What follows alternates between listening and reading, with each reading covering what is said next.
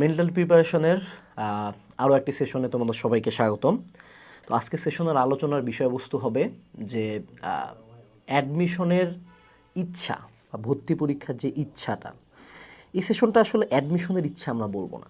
ইচ্ছাটাকে আমরা অনেকভাবে প্রকাশ করতে পারি। ভালো রেজাল্ট করার ইচ্ছা, এইচএসসিতে জিপিএ 5 পাওয়ার ইচ্ছা, চাকরির পরীক্ষায় ভালো করার ইচ্ছা, বা যে কোনো অ্যাকাডেমিক গোল ফিল আপ করার যে ইচ্ছাটা, সেই ইচ্ছা নিয়ে কথা হবে।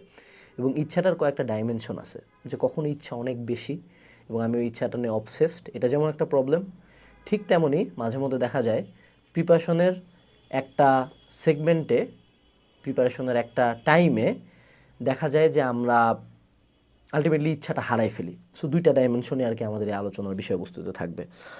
সো প্রথমে আমরা একটা টাইম লিমিট নিয়ে চিন্তা করি যে কখন এই ঘটনাগুলো হয়। প্রথমত অ্যাডমিশন নিয়ে বা কোনো একটা সার্টেইন টার্গেটের ইচ্ছাটার প্রথম ডাইমেনশনটা হলো অবসেশন। ঠিক আছে, অবসেশন ওয়ার্ডটা কি? যে অবসেশন মানে এইটার কোনো মিনিং নাই বা এইটার কোনো লিমিট নাই, এটার কোনো যুক্তি নাই, তুমি ওইটাই চাও। এটা কেন একদিক দিয়ে ভয়ানক আমি বলি, যদি কেউ তার পুরা লাইফের গোল বুয়েট বানায় ফেলে এবং বাই সে বুয়েটে চান্স পাইলো না, সে মানে ডিস্ট্রয়েড ফর লাইফ। মানে এটা কাইন্ড অফ আমি নিজেই নিজেকে একটা ট্রমা এনশিওর করতেছি।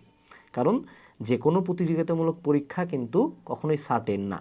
অবশ্যই নিঃসন্দেহে এইটাতে এমন অনেক চান্সেস থাকে যে এই চান্সেসে তোমার মিস চলে যাইতেই পারে, কোনো সমস্যা নেই। তো অবসেশন জিনিসটা আমি যতই তোমাদেরকে প্রমোট করি, যখন আমরা মেন্টাল প্রিপারেশন নিয়ে কথা বলবো, এটাকে অবসেশন পর্যায়ে রাখা যাবে না। অর্থাৎ তুমি যদি একটা কার্ভ আর্ট করো, কার্ভটা যদি এমন হয়, 3টা স্টেট আছে, ঠিক আছে? প্রথমটা হলো অবসেশন, দ্বিতীয়টা হলো আল্লাহ যদি দেয় পাবো, তৃতীয়টা হলো একেবারে ইচ্ছা নাই।